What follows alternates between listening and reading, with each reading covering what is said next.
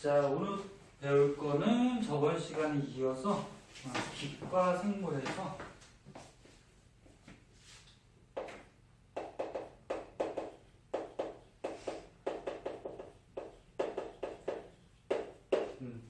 빛이 생물들한테 영향을 주는데 그 중에서 저번 시간에 빛의 세기하고 1조 시간 했었죠. 오늘은 빛의 파장. 빛의 파장에 대해서 알아봅시다.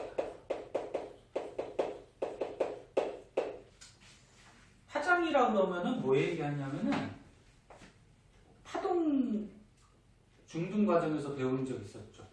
파동. 파동이 있을 때 뭐 이렇게 진동을 하면서 앞으로 나아가는 게 파동이잖아. 그때 파동에서 가장 높은 부분을 뭐라 그러지? 가장 높은데? 마루. 마루. 가장 낮은 데는? 골. 이렇게 되잖아요. 그리고 마루에서 마루까지의 거리. 마루에서 마루까지의 거리를 뭐? 기억이 하나도 안 나? 명칭 기억이 하나도 안 나. 그래? 파장. 그래서 파장이라고 그러면은 여기 마루에서 마루 또는 골에서 골까지. 네? 요 거리를 파장. 잠깐만. 이거 쓸래?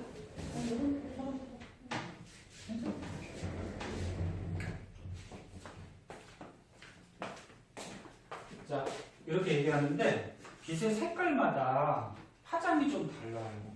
너네 눈에 보이는 빛을 무슨 광선이라고 그러지? 그렇지, 가시광선. 가시광선 너네 색깔을 나누면은 빨주노초 파남고 이런 게 있잖아요, 그렇지? 요거 예전에 한번 설명한 것 같기도 하고. 가시광선에서 예를 들어서 여기가 빨간색 쪽, 빨주, 녹초, 파남고 이렇게 있으면은 빨간빛, 다른 말로 이제 적색광이라고도 하고, 그 다음에 보라색, 보라색은 이제 파란색하고 비슷하지? 그래서 청색 쪽에 들어가요. 청색광. 근데 빨간색, 적색하고 파란색, 보라색, 청색 중에 누가 에너지가 더 클까? 보라색 쪽이 더 커요. 이쪽이. 이쪽이 에너지가 커요. 그리고 얘가 에너지가 작아요. 에너지가 크다라는 건 뭐냐면은 빛도 파동이거든? 얘가 진동을 많이 하는 거죠. 그리고 얘가 에너지가 작다라는 거는 진동을 조금 한다는 얘기야. 당연히 이거 진동 많이 하면 에너지가 강하겠지, 그지? 그래서 에너지 큰 쪽이 진동수가 커요. 얘가 진동수가 작고요. 근데 파장을 보시면은 마루에서 마루까지의 거리가 파장이라고 했잖아. 그럼 이 보라색 쪽이 마루에서 마루 파장은 어떠니? 길어요, 짧아요? 짧지. 그래서 진동을 많이 하니까 이 파장은 얘가 짧아요. 얘가 파장이 길어요. 그래서 애들이 많이 오해하는 게 이쪽이 에너지가 크네? 그럼 이쪽이 파장이 더 길겠네? 그렇게 생각하면 안 되는 거야. 파장은 오히려 이쪽이 짧아요.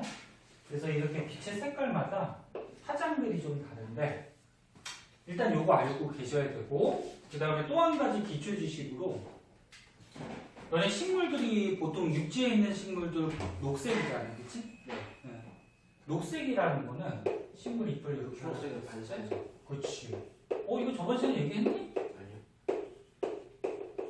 식물 잎이 보통 녹색인데 그 햇빛이 들어와요. 햇빛은 모든 색깔의 빛이 전부 다 혼합되어 있어. 그래서 이 빨주노초 파나고 전부 다 혼합되면 색깔이 무슨 색으로 보이죠? 하얀색, 백색광으로 보이게 돼. 햇빛이 하얀색으로 우리가 취급을 한단 말이야. 그러면 빨주노초 파남보 빛이 들어왔을 때 우리 사람 눈에 이 잎이 녹색으로 보인다라는 거는 무슨 색깔을 반사한다? 녹색을 반사한다는 거야. 녹색을 반사해서 눈에 들어오기 때문에 얘가 녹색으로 보입니다. 그럼 칠판이 왜 녹색으로 보여? 빛이 와가지고 녹색을 반사해서 너네 눈에 들어가니까 녹색으로 보이는 거지. 자, 두 가지 기초 지식 일단 알고서요. 여기에서 이제 중요한 건 뭐냐면은 바닷속을 이렇게 들어갔을 때, 자 여기가 이제 해수면 바다 겉 부분이에요. 그리고 여기가 바다의 얕은 부분. 그 다음에 여기가 깊은 부분. 근데 니네 얕은 부분에 사는 바닷속의 식물하고 깊은 부분에 사는 바닷속의 식물이 색깔이 좀 달라요. 색깔은 조금 이따가 얘기해 줄게. 일단 빛부터 보면은 너네 햇빛이 이제 들어온단 말이야. 햇빛이 들어오면 이 식물들이 광합성을 하거든. 근데 에너지가 강한 빛이 무슨 색깔이야? 보라색. 보라색, 청색 쪽이지. 청색 계열이지. 그래서 청색광은 에너지가 강하기 때문에 깊은 곳까지 이제 들어올 수가 있어요. 청색광. 그럼 반대로 적색광은 빨간색 쪽은 에너지가 작으니까 깊은 곳까지 올까 못 올까? 못 와요.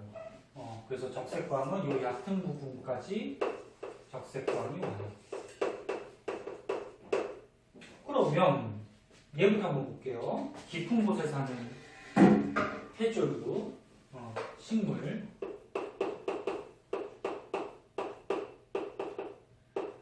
자, 깊은 곳에서 얘가 광합성하면서 살아가야 되거든. 살아가야 되는데 깊은 곳은 청색광밖에 못 오잖아, 그렇지? 그럼 얘를 이용해서 어떻게? 광합성을 해야 되겠지. 네. 그래서 청색광을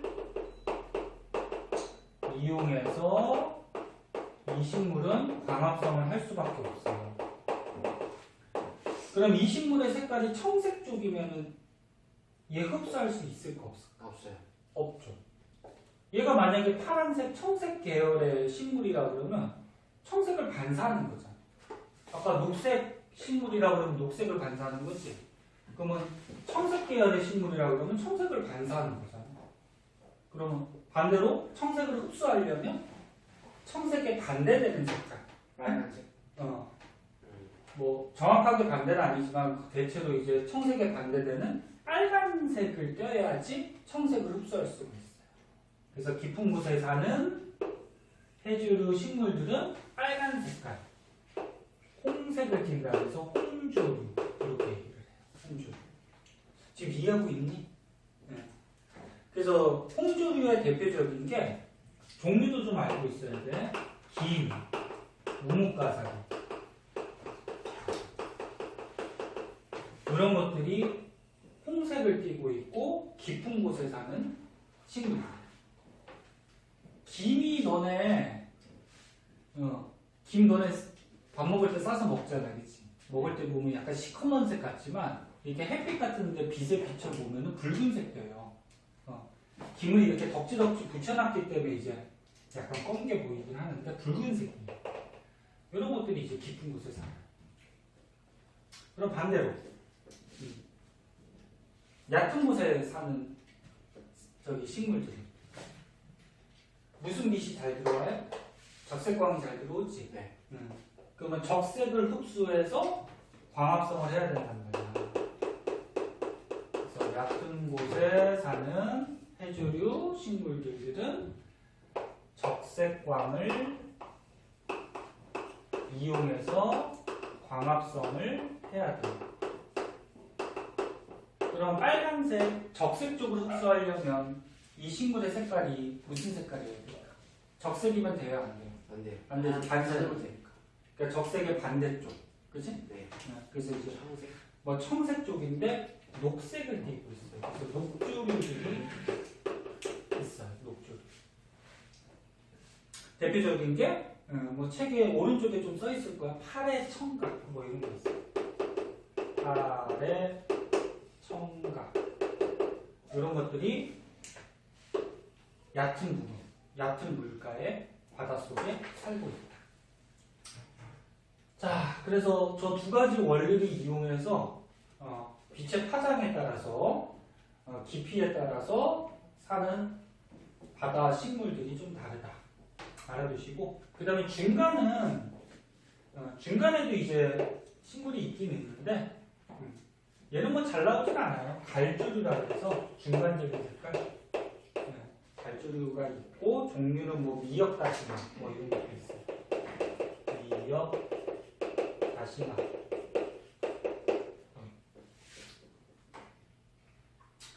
근데 선생님 여기 깊은 곳이라고 써놨는데 완전히 깊은 곳은 햇빛이 들어가니 못 들어가니? 못 들어가죠? 그래서 그나마 조금 나눴을 때 얕은 곳, 깊은 곳 이렇게 나눈 거고 햇빛 못 들어가는 데는 광합성하는 식물들이 없겠죠.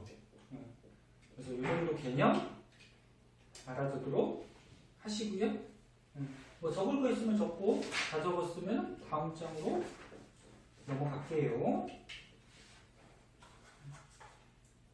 이제 문제 안 풀나요? 문제 밑에 있는데 그거 저번 시간에 안 풀었었나? 네. 그러면 저번 시간 거 한번 떠올리면서 먼저 풀고 가자. 쓸고.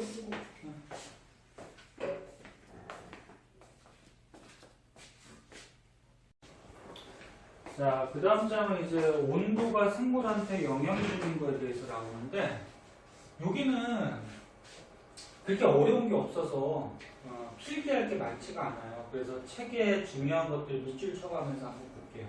네. 자, 온도와 생물.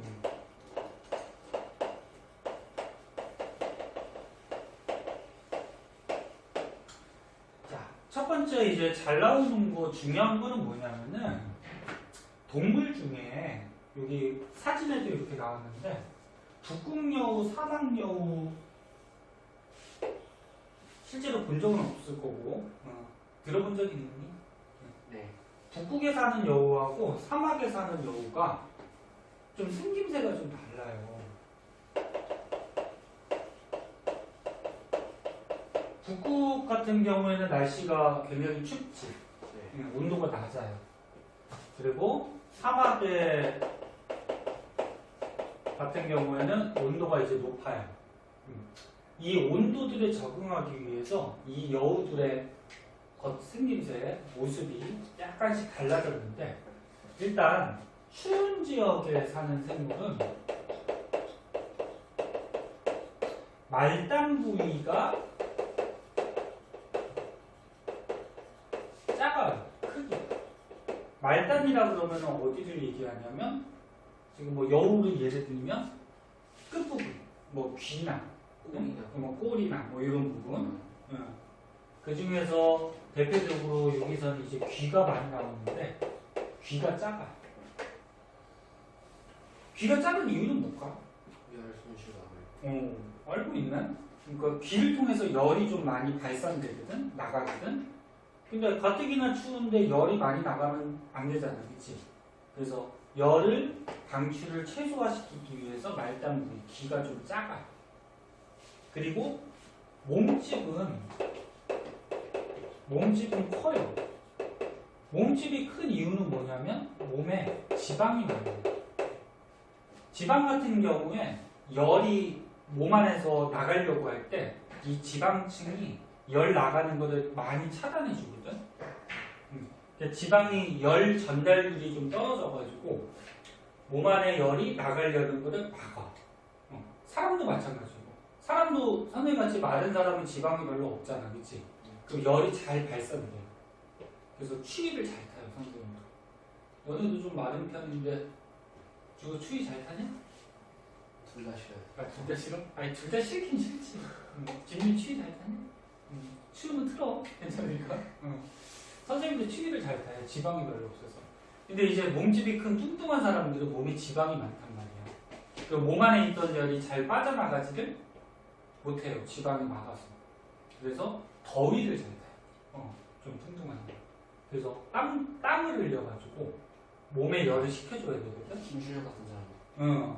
그래서 뭐 TV 같은 데 보면 김준영 같은 좀 뚱뚱한 사람들은 땀 진짜 많이 흘리죠. 그게 몸 안에 있던 열이 잘 안 빠져나가니까 땀이 나와서 땀이 증발되면서 체온을 낮춰주는 거예요. 뭐 그렇게 보시면 돼요.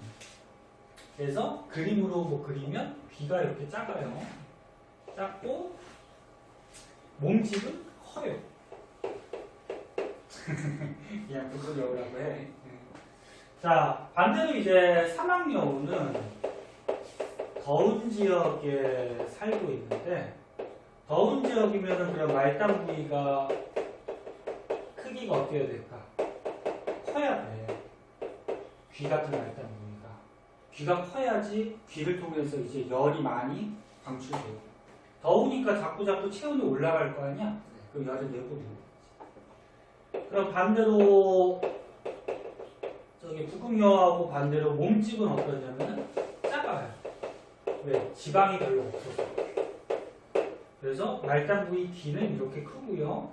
그 다음에 뭐 얼굴도 조그매요. 그 다음 몸집도 조그매요. 그래서 이런 차이점을 보이게 된다. 이건 꼭 알아두셔야 돼요. 나머지는 뭐 간단한 거라서 책을 한번 볼게요. 자, 온도에 따라서 생물들이 적응을 하는데 동물 같은 경우에 개구리, 곰, 박쥐. 이 글씨 보이니? 아니 잘 안 보여. 잘 안 보이냐? 아, 이게 빔이 좀 흐려가지고. 아니면 책을 참고로 하세요. 개구리, 곰, 박쥐 같은 경우에는 겨울에 추울 때 얘가 버티기 위해서 겨울잠을 자버리지. 그 다음에 철새들 있잖아. 기러기 같은 철새. 얘네들은 자기 살기에 적합한 온도를 찾아서 계절마다 옮겨 다니지. 그래서 철새들은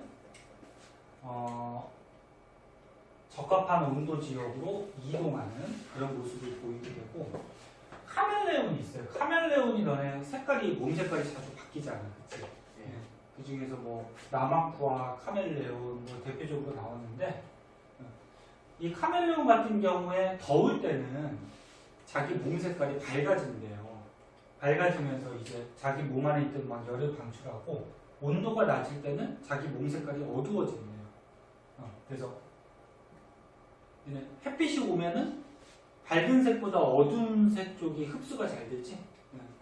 그래서 너네 겨울철 옷이 거의 다 시커먼 색, 어두운 색이 많잖아. 햇빛 잘 흡수하려고. 그래서 어둡게 좀 변합니다.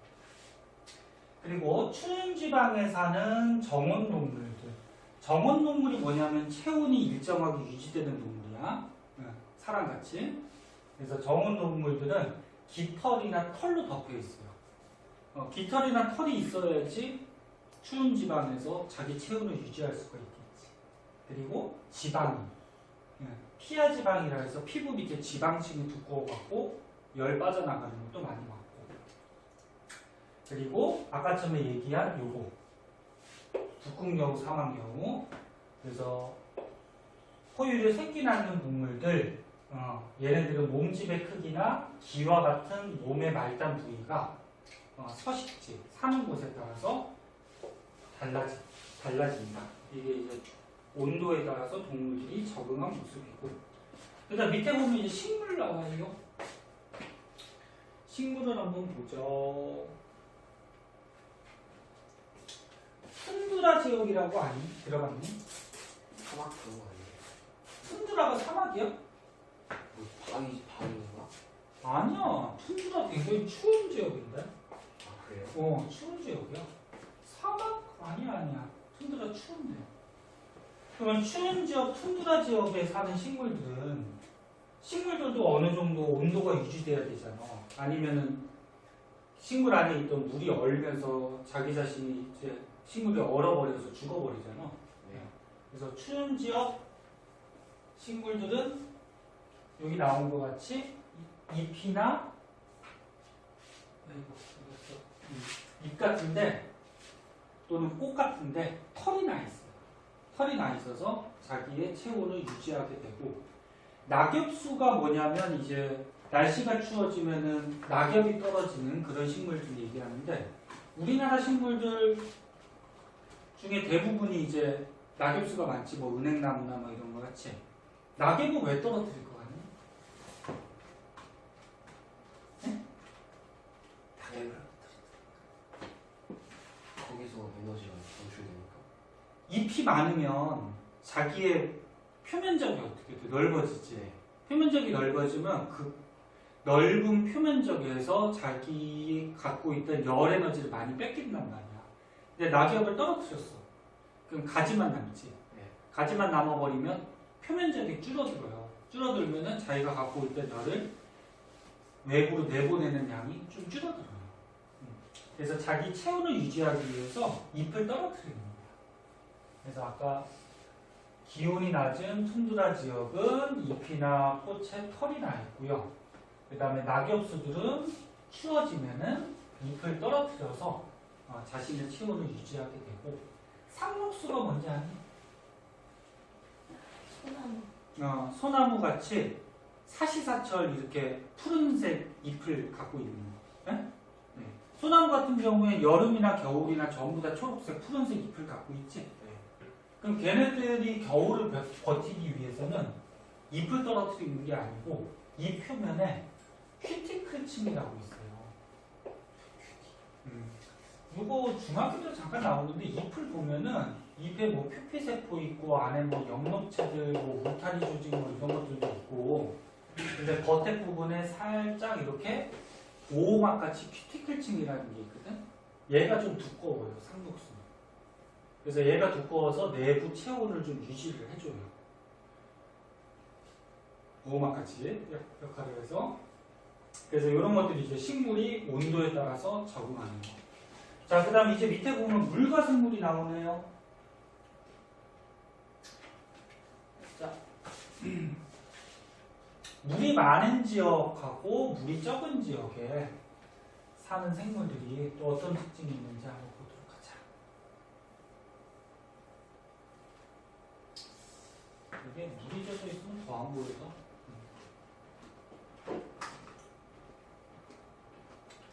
자, 동물이나 식물이나 생물 안에는 물이 많이 존재해야 되지. 네. 동물이 물이 많을까, 식물이 물이 많을까? 뭐 많아? 동물? 식물이 더 많대요. 동물은, 사람은 몇 퍼센트로 보이지? 한 65%에서 한 70%이지. 근데 식물은 거의 90%가량이 물이래, 몸속에. 아무튼 동물이나 식물이나 이제 물이 중요한데,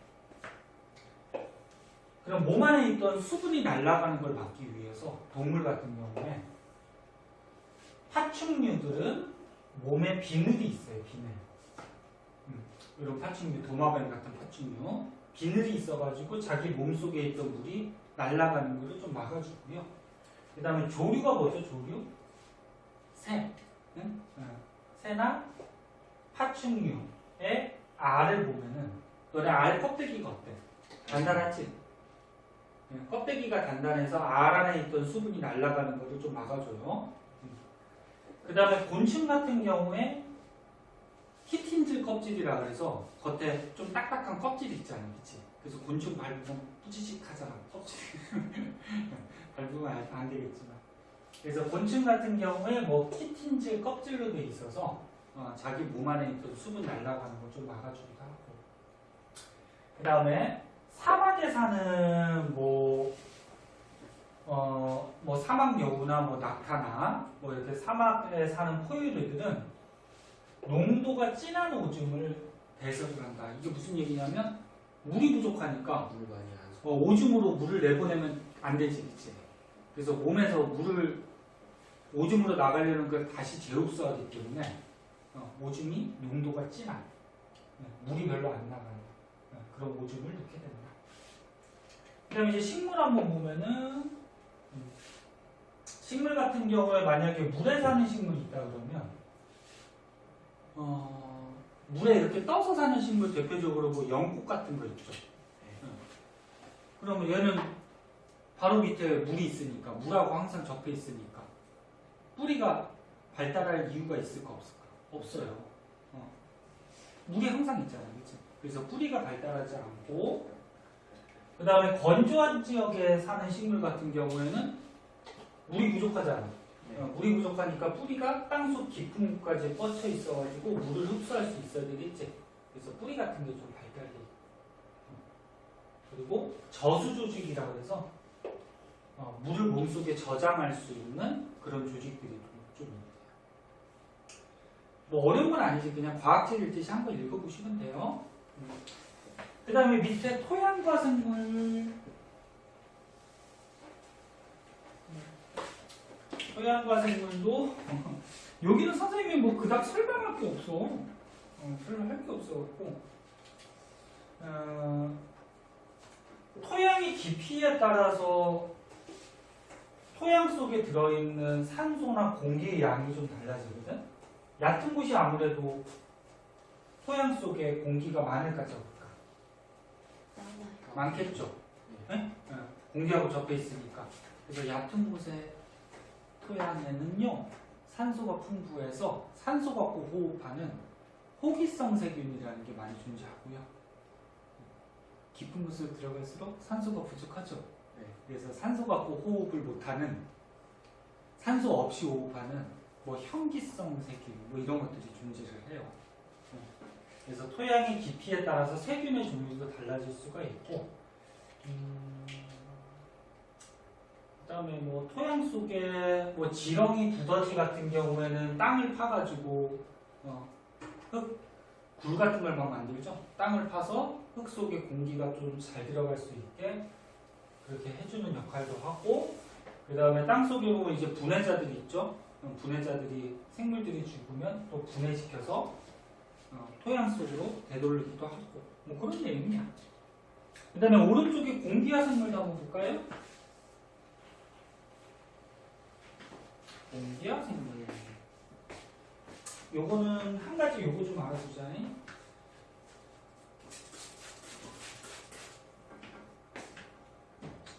여기는 매번 수업할 때마다 뭐 별로 해줄 게 없어가지고.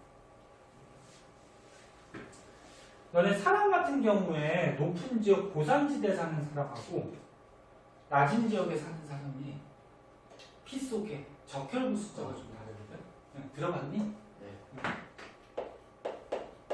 공기와 생물 고산지대 사는 사람, 그 다음에 낮은 지대 사는 사람. 자, 높은 곳에 살면은 산소가 풍부할까 부족할까? 부족하죠. 너네 올라가면 올라갈수록 산소의 양이 줄어들잖아.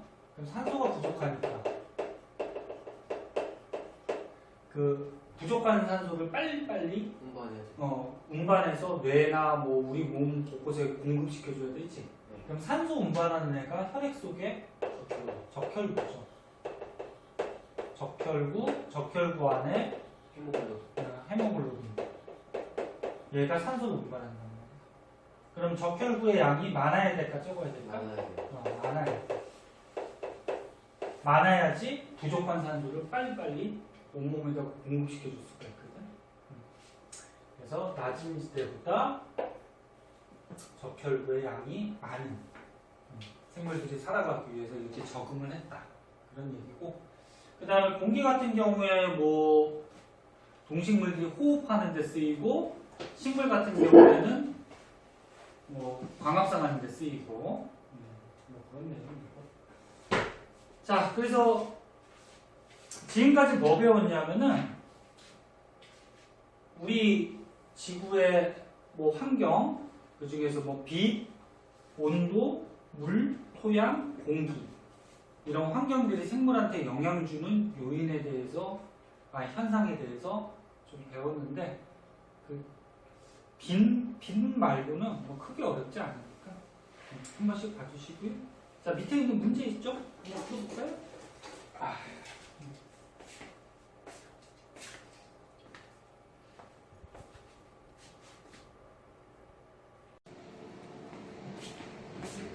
자, 거기에 보면은 자, 생태계 평형 그래가지고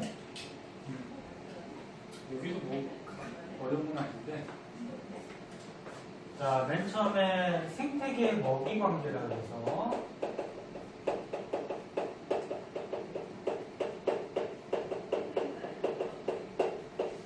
너네 먹고 먹히는 관계가 일자로 이렇게 연결된 거를 먹이 사슬 그런 말 들어봤죠.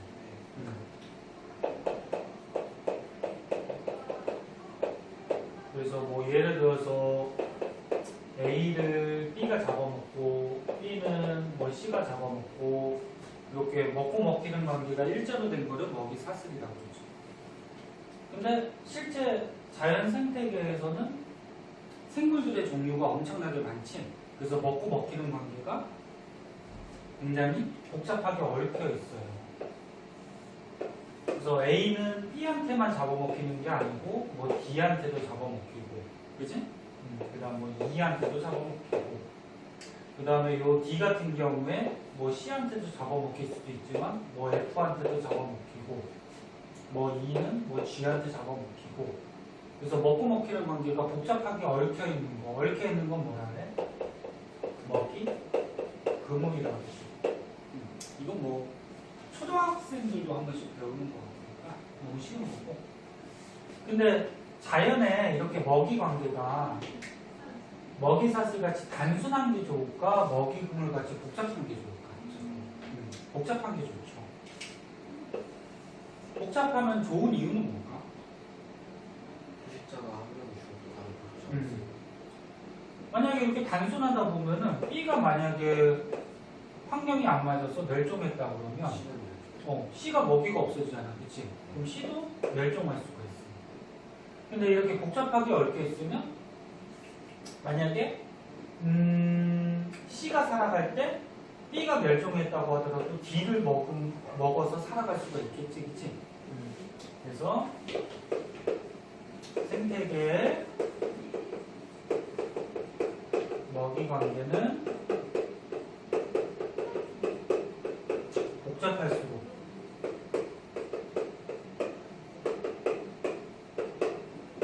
복잡할수록 좋다.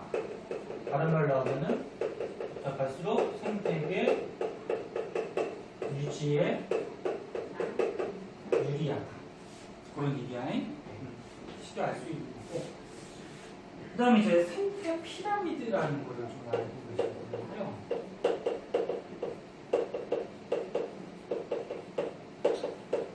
피라미드가 모양이 어떻게 생겼니?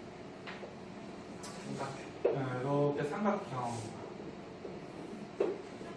이렇게 생겼죠?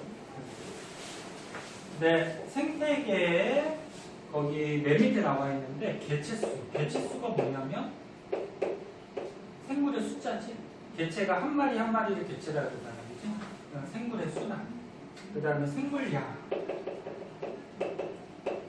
생물이 갖고 있는 뭐 유기물의 양, 영양소의 양, 뭐 이런 걸 얘기하고, 그 다음에 에너지. 생물이 갖고 있는 에너지. 얘네들을 보면은 하위 단계부터 이렇게 피라미드 형태로 여기가 이제 하위 단계, 여기가 이제 상위 단계.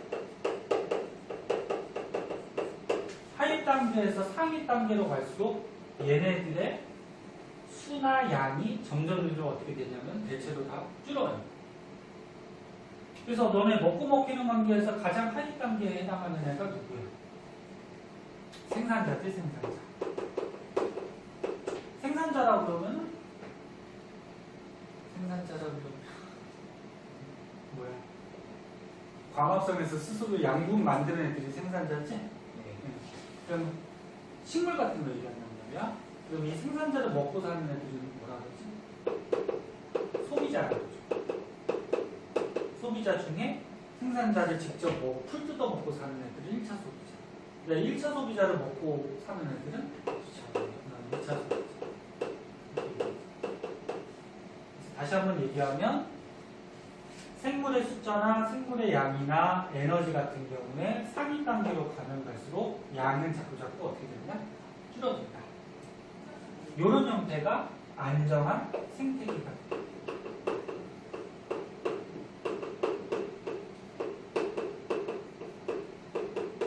만약에 2차 소비자가 제일 많아 보이면 어떤 현상이 벌어지는지 만약에 이렇게 돼 있어.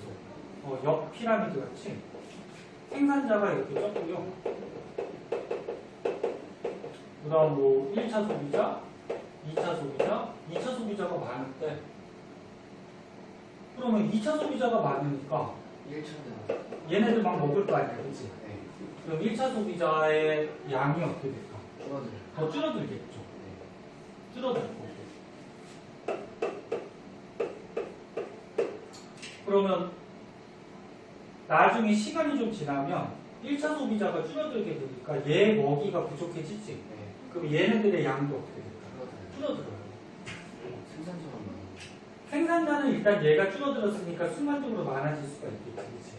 네, 많아질 수 있는데 요 위에 단계는 또 파괴가 될 수가 있겠죠. 그래서 이런 피라미드 형태로 여러 가지 물질들이나 숫자가 유지가 돼야지 안정한 생태계가 유지가 되고, 한 군데라도 이렇게 평형이 좀 깨지면은 그 생태계는 안정하지 못하다. 하지만 자연은 회복 능력이 있어서 순간적으로 이 생태계 평형이 깨진다고 하더라도 회복을 하긴 해요. 대표적으로 요거 한번 볼까?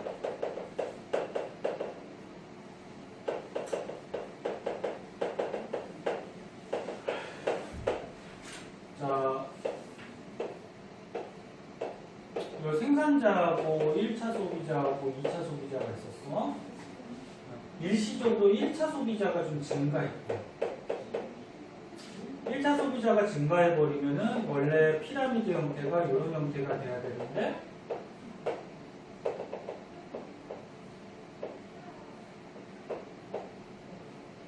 이렇게 1차가 늘어버린 거야. 그럼 이제 어떤 현상이 벌어질까? 1차가 많아져 버리면은 생산자. 얘네들의 먹이가 되는 생산자가 양이 줄겠죠. 얘네들이 많이 잡아먹을 테니까, 그렇지? 네. 양이 줄어요. 그러면 2차 소비자는 어떻게 될 거 아니에요? 늘어요. 늘어요. 왜? 먹이가 많아졌어요. 그렇지. 1차 소비자가 많아졌으니까 얘네들을 먹이로 하는 2차 소비자도 늘어날 수가 있거든요. 그렇지. 네. 그럼 시간이 더 지났어. 그러면 또 더 지나면은 2차 소비자가 또 많아졌지. 2차 소비자가 많아지면은 얘 먹이인 1차 소비자의 또 수가 어떻게 될까? 줄어들어요. 줄겠죠. 지민아 많이 졸려? 그 히터 너무 따뜻하니까 그런 거 아니야? 아니 추우면 켜놓고. 뭐 아까부터 계속 졸는 것 같아. 그래서 2차 소비자가 많아지면은 얘 먹이인 1차 소비자를 자꾸 잡아먹으니까 1차 소비자는 다시 줄겠지. 네. 그럼 1차 소비자가 줄면은 2차도 얘 먹이인, 아니 얘부터 하자. 생산자는 늘어요. 늘겠죠. 얘가 줄어들었으니까, 그렇지? 생산자는 늘고, 그러면 1차 소비자 먹이가 줄어들었으니까 2차 소비자도 어떻게 될까? 다시 줄어요. 그래서 시간이 지나면 다시 원 상태로 회복을 해요. 인간이 관여만 안 하면. 네? 근데 인간들이 누구를 막 잡거나 뭐 환경 오염시키거나 뭐 이렇게 관여하기 때문에 자연 생태계가 평형이 자주 깨지는 거고. 이게 뭔 소리인지 아까 다시 생각 안 해도 되겠지? 조금만 생각해보면 알 수 있죠. 자, 그런 내용인데 어려운 게 없어요. 그래서 여기는 빨리빨리 넘어갈게요. 밑에 두 문제 풀어볼까요?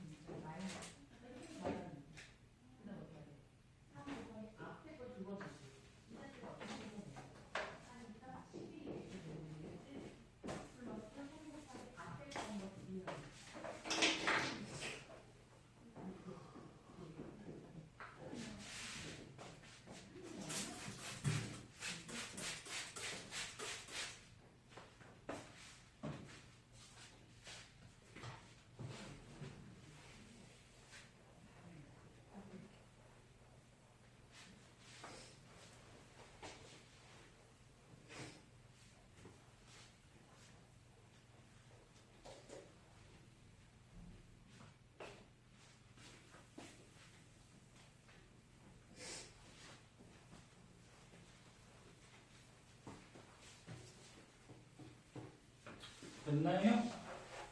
자, 1번에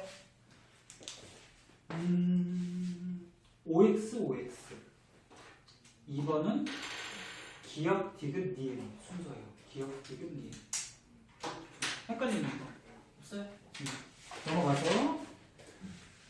자, 자, 246쪽에 보면은 생태계 평형을 깨트리는 요인 그래가지고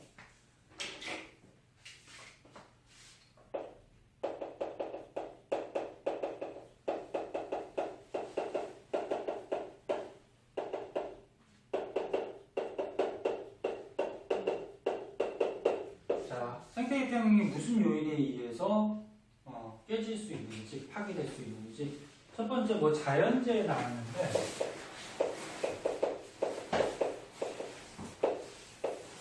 어떤 지역에서 뭐 산불이 일어났어. 산불이 일어나면 이제 뭐 숲이 다 타버릴 거고 그럼 그 숲 생태계에서 살고 있는 생물들도 서식지를 잃어버리죠. 먹이도 없어지고 파괴될 수 있고 뭐 지진, 홍수, 산사태, 화산 폭발 이런 자연재해들 때문에 생태계가 파괴될 수 있다. 그거죠. 그 다음에 두 번째 인간들의 활동.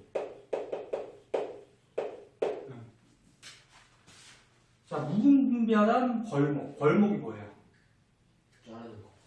나무 베는 거지. 나무 베버리면은 아까 같이 뭐 생물들의 서식지나 먹이들이 없어질 거 아니야, 그렇지? 그다음에 경작지 개발. 그러니까 산을 깎아서 뭐 논밭을 만들어 버리면 숲이 그만큼 없어지는 거지. 생물들 살 곳이 부족해지는 거고 도시화. 숲을 엎어가지고 건물 짓고 도로 짓고 하다 보면은 마찬가지 파괴될 수 있고 대기 오염 당연한 얘기죠. 수질 오염 당연한 거죠. 그래서 뭐 당연한 얘기라서 쓰진 않을게요. 그리고 이제 오른쪽에 보면은 생태계 보존을 위한 노력 그래가지고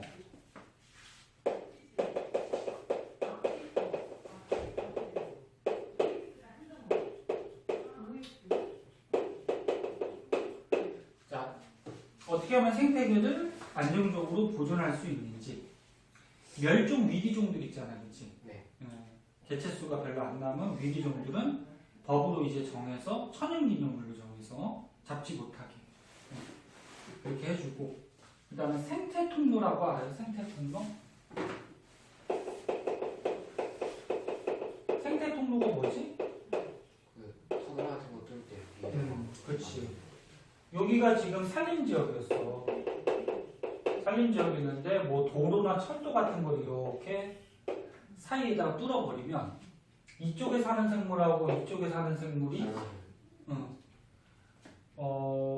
나눠져서 교류가 힘들어지죠.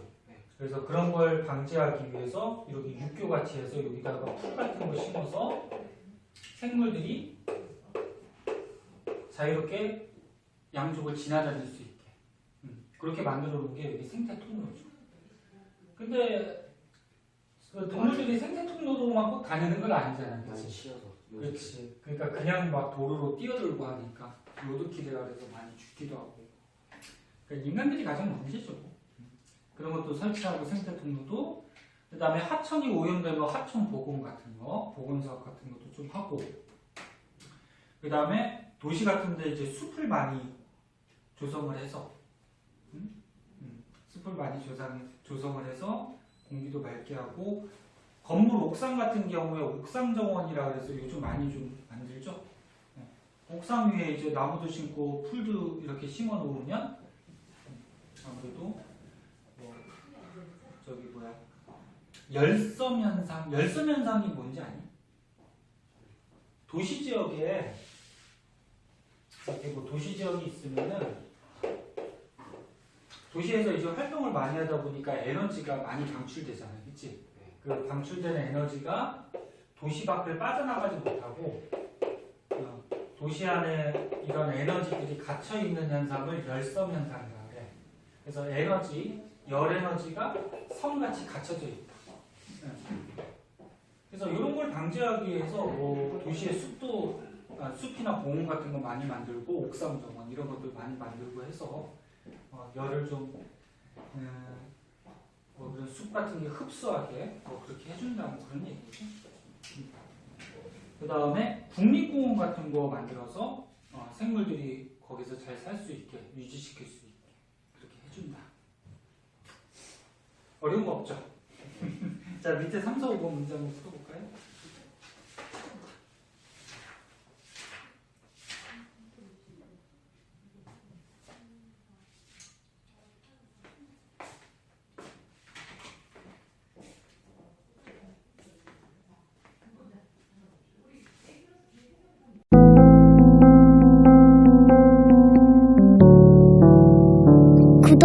좋아요 꾹꾹.